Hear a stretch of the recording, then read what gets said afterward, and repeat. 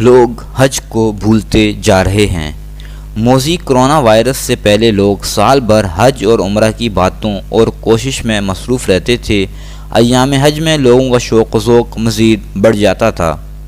Corona کی آڑ میں سعودی عرب کے فرمانروا محمد بن سلمان کا غلط اور غلیظ فیصلہ عالم اسلام رفتہ رفتہ قبول کرتا جا رہا ہے۔ سعودیہ کے اس ظالمانہ فیصلے کے خلاف دنیا کے کسی بھی حصے سے احتجاج بلند نہیں ہو رہا ہے۔ سعودی عرب کے سینما ہال کھل گئے ہیں جہاں کوئی SOPs لاگو نہیں ہیں۔ کیسینوز میں وہی چہل پہل ہیں، ہوٹلز اور شاپنگ مال میں وہی رونقیں ہوتی ہیں، مگر حرمین بند پڑے ہوئے ہیں۔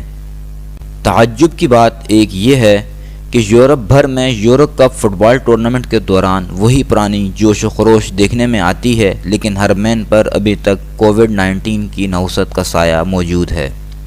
ہم یہ نہیں کہتے کہ کرونا نہیں ہے یا ویکسین ضروری نہیں ہے، لیکن جب یورپ اور امریکہ میں کھیل کے میدانوں میں عوام کا ہجوم دیکھتے ہیں، دوسری طرف سعودی اور امارات میں کاروباری، تفریحی اور انٹرٹینمنٹ والی مقامات پر وہی پرانی سرگرمیاں، وہی رونقیں، وہی نظارے اور وہی چہل پہل نظر آتی ہیں، تو حرمین کی بے بسی اور بے کسی پر رونا آتا ہے۔